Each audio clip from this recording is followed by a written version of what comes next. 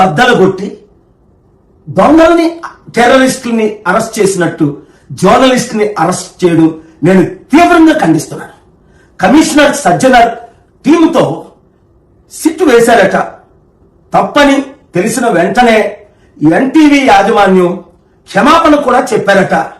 అలాంటి తర్వాత కూడా ఇంత ప్రొసీజర్ లేకుండా, నోటీసులు ఇవ్వకుండా, తలుపుల బద్దలు కొట్టి కుటుంబ సభ్యుల్ని భయభ్రాంతులు చేయడం అది చాలా ఘోరం. అంటే ఎలాంటి మెసేజ్ పంపిస్తున్నారు? ఎవరైనా మా మంత్రి గురించి మాట్లాడితే లేదా మా ఐఏఎస్ గురించి మాట్లాడితే మా ఐపీఎస్ మేము అరెస్ట్ చేసి తీరుతాం. ఇది ఎంతవరకు కరెక్ట్? కానే కాదు. నేను ఇమీడియట్ గా లీగల్ యాక్షన్ లోకి నేను దిగాల.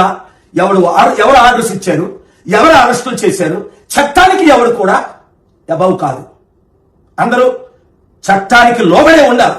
అది ఐఏ అవ్వచ్చు, ఐపీఎస్ అవ్వచ్చు, మంత్రులు అవ్వచ్చు, ముఖ్యమంత్రి అవ్వచ్చు, ప్రధానమంత్రి అవ్వచ్చు. సాధారణ ప్రజల మీద ఇలాంటి దాడులు చేయడం, మీడియా కథనాలని నోరు మీయించడం, ఎప్పుడైనా మాకు విరుద్ధంగా మాట్లాడితే రై పనిష్మెంట్ చేస్తారనడం, ఇవన్నీ నాకు బాగా ఎక్స్పీరియన్స్ ఉంది.